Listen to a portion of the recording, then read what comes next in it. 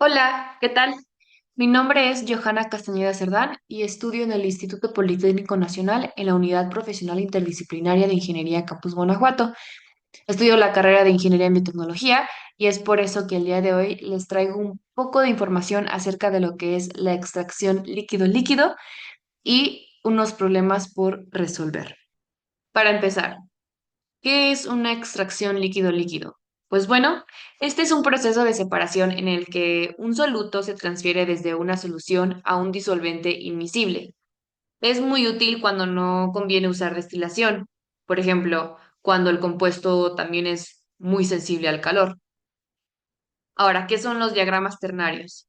Estos prácticamente son una herramienta gráfica para estudiar la extracción líquido-líquido. Nos muestran cómo se distribuyen tres componentes en equilibrio, A, B, C, y la curva binodal es la que delimita la zona donde se forman dos fases líquidas, el extracto y el refinado. Ahora, ¿qué es el coeficiente de partición? Este es la relación entre la concentración de soluto en el disolvente y en la fase refinada. Por ejemplo, K es igual a 1, es decir, el coeficiente de partición es igual a 1 cuando en ambas fases existe la misma cantidad de concentración. Cuando K es muchísimo mayor, es porque en un líquido la concentración de soluto es mayor que en el otro líquido. Y cuando es menor, es porque ahora está inverso, es decir, en el líquido de abajo tiene una concentración mayor que en el de arriba. Entonces, un valor alto indica que el soluto tiene preferencia por el disolvente, lo que significa que la extracción será más eficiente. En este caso, el que es que K igual a 9 es porque es más eficiente que el de K es igual a un noveno. Para poder resolver los problemas de este video, usaremos lo que es el método de Alders. Este es una forma gráfica de calcular cuántas etapas de extracción se necesitan. Se trazan líneas de operación en el diagrama ternario, como el que se observa aquí, y se comparan con la curva de equilibrio para estimar el rendimiento del proceso. De igual manera, estaremos viendo lo que es el método de Hunter-Nash. Usaremos este método también para resolver otro problema. Este método también usa diagramas ternarios, pero está pensado para sistemas multietapa en contracorriente, que más adelante veremos qué es. Prácticamente permite encontrar el número mínimo de etapas y las composiciones finales de extracto y refinado. Y para finalizar esta breve explicación, en la ingeniería en biotecnología tiene varias aplicaciones. Por ejemplo, se aplica para recuperar compuestos de alto valor, como antibióticos, enzimas, ácidos orgánicos o pigmentos. Es como una alternativa práctica porque no daña moléculas sensibles al calor y reduce costos de separación. Para empezar, este problema nos está dando lo que son densidades, tanto del acetato de etilo como el hexano. Primero hay que reconocer qué es cada componente. Es decir, el acetato de etilo es el componente que queremos extraer y el hexano es el componente que va a extraer, es decir, el solvente.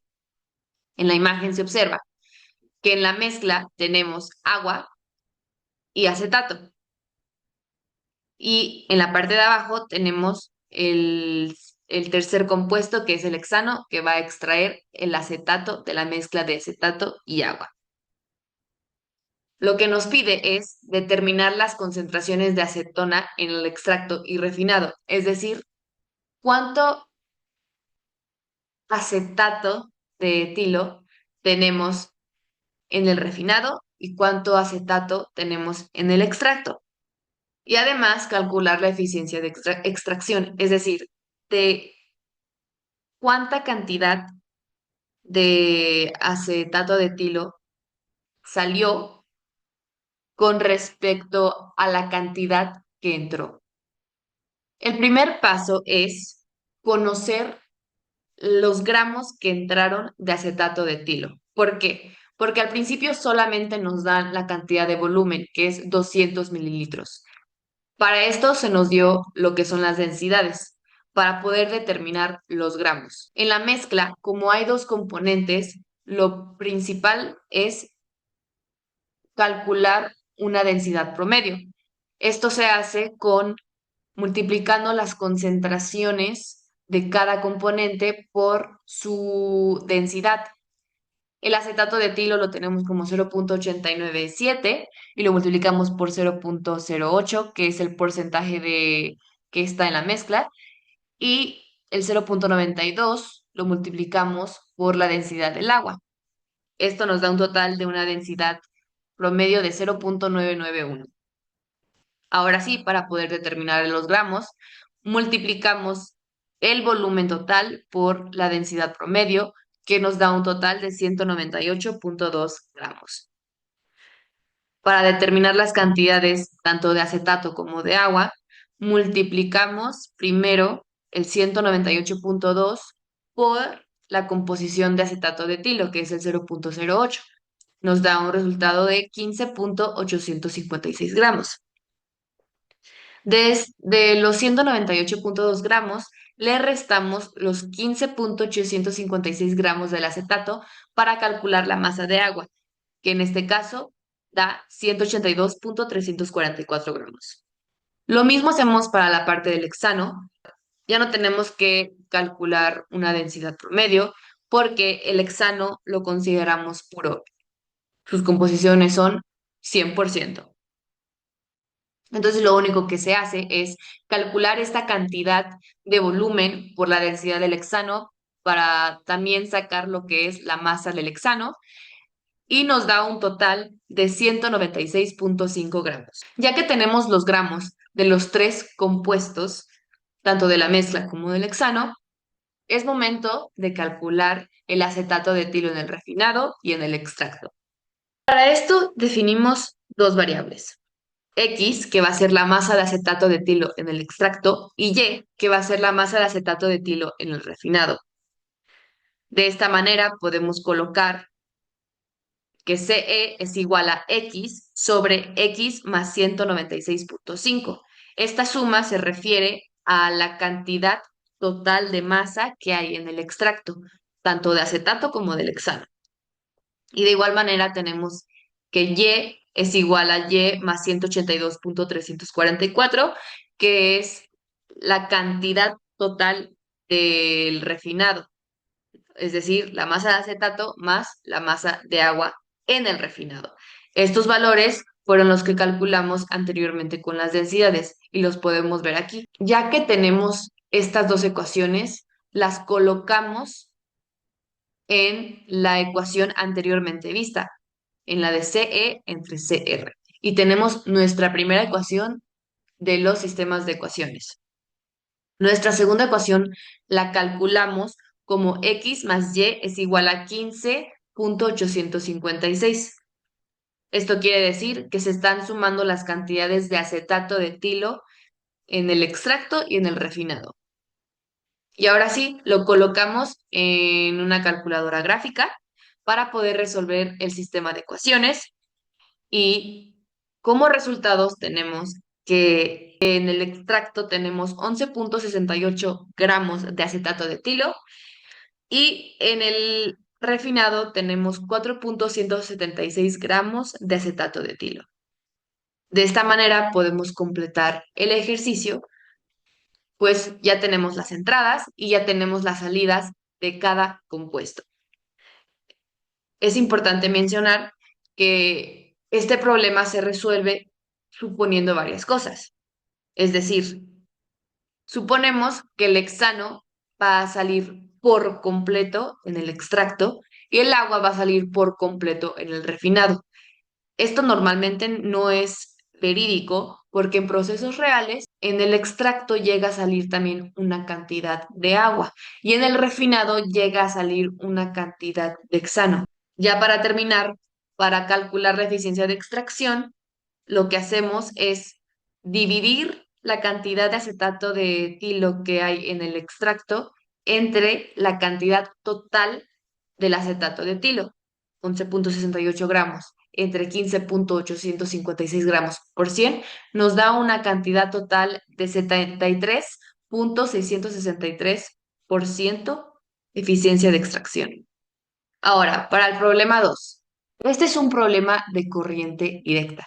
Es decir, aquí abajo se observa una imagen en donde podemos ver que entra alimentación, que entran disolventes y que salen extractos.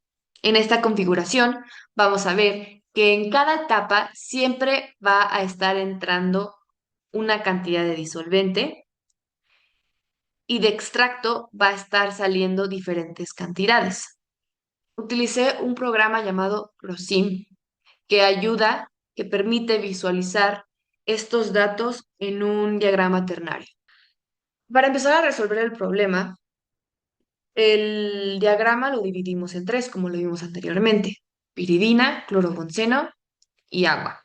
Tenemos que reconocer qué es cada componente. El soluto siempre va a ir en la parte de arriba.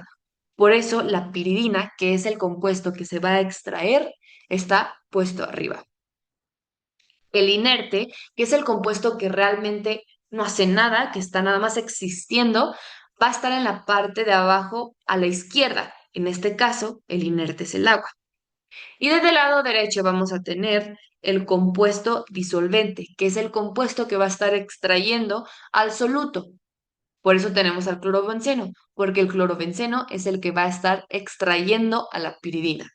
De los datos que se nos otorgaron del problema, los vamos a acomodar de tal manera que podamos generar líneas de reparto, estas que se ven aquí. En el diagrama vamos a tener del lado izquierdo el refinado y del lado derecho vamos a tener el extracto. Después de colocar las líneas de reparto, lo que queremos hacer es darle forma a la curva binodal.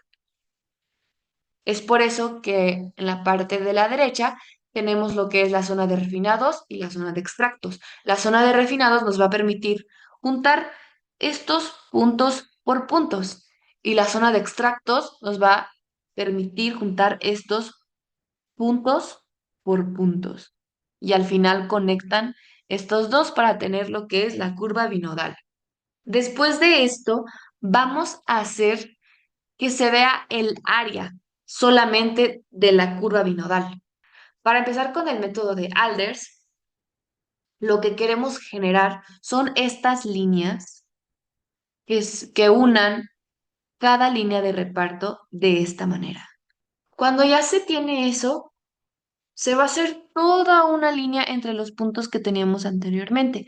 Esta línea la llamaremos línea conjugada. Todo lo anterior fue simplemente para poder visualizar cómo están los tres compuestos y cómo es que se está extrayendo la piridina con el clorobenceno. Para empezar, se forma una línea de la alimentación al soluto. Después de hacer esto, toca encontrar el punto de mezcla. ¿Y cómo se hace eso?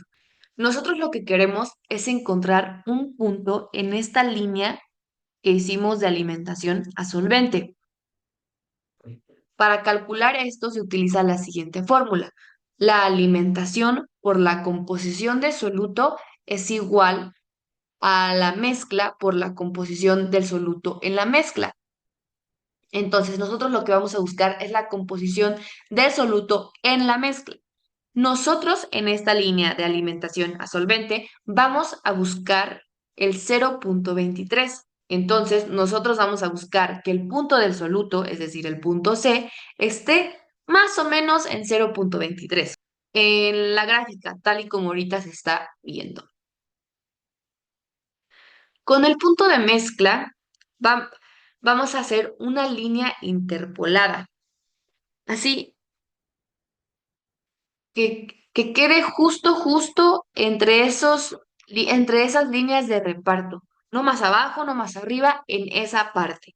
Este punto va a ser tu punto refinado 1 y del otro lado vas a tener tu extracto 1. Y así obtenemos un balance otra vez. Ahora, recuerden que es de 3 etapas. Entonces, lo que salga de R1 va a entrar como alimentación en la segunda etapa y el extracto simplemente va a salir, se va a estar acumulando.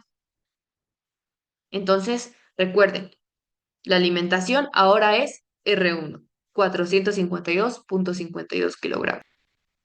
Siempre va a estar entrando en cada etapa la misma cantidad de solvente.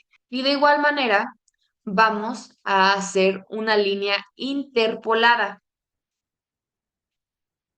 De esta manera, tenemos las nuevas composiciones, que lo único que vamos a buscar va a ser la composición del soluto en el refinado y la composición del soluto en el extracto. Que recuerden, 1, 2, 3, composición del soluto, 1, 2, 3, composición del soluto.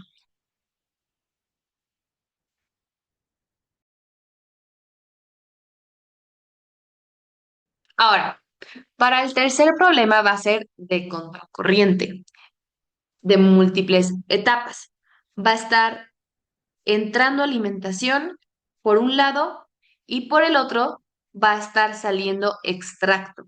Vamos a hacer lo mismo que en el problema 2, es decir, vamos a colocar los datos del refinado y los datos del extracto en orden para poder colocar las líneas de reparto, poder delimitar lo que es la curva binodal y poder definir el área de esta curva binodal.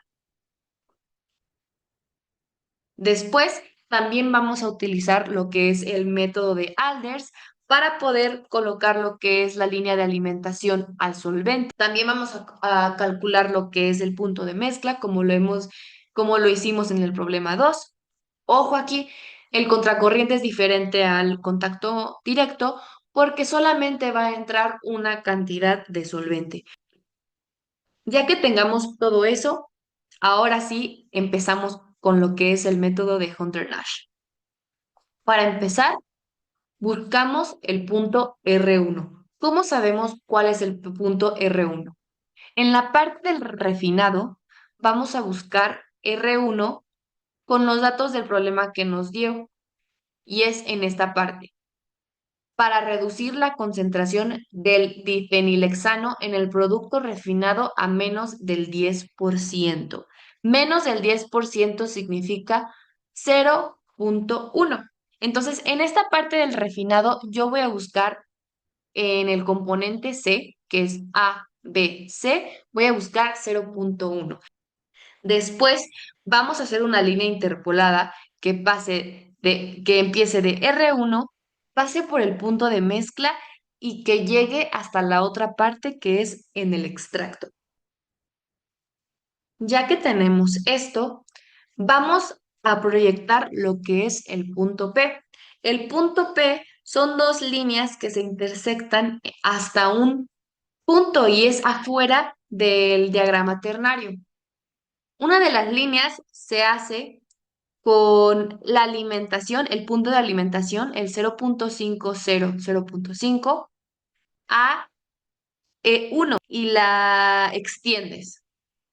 Y la otra línea es del R1 al solvente y se extiende hasta que estas dos líneas se toquen para poder encontrar lo que es el punto P. Cuando ya tenemos el punto P, lo que hicimos fue ir de extracto 1 hasta abajo de manera paralela a las líneas, hasta la parte de arriba para poder encontrar lo que es R1. Recuerden, este R de acá es R1, pero el límite, ¿no? El R1 va a ir otra vez al punto P. Cuando la línea intersecte la parte del extracto, en ese punto va a ser el extracto 2. Y del extracto 2 otra vez vamos a ir al R2. Cuando tengamos R2, otra vez esa R2 se va a ir a lo que es al punto P. Y así sucesivamente. Vamos a estar repitiendo este proceso hasta que la R se encuentre por debajo de lo que es esta R 0,1. En este caso, en este problema, el número de etapas teóricas son 12.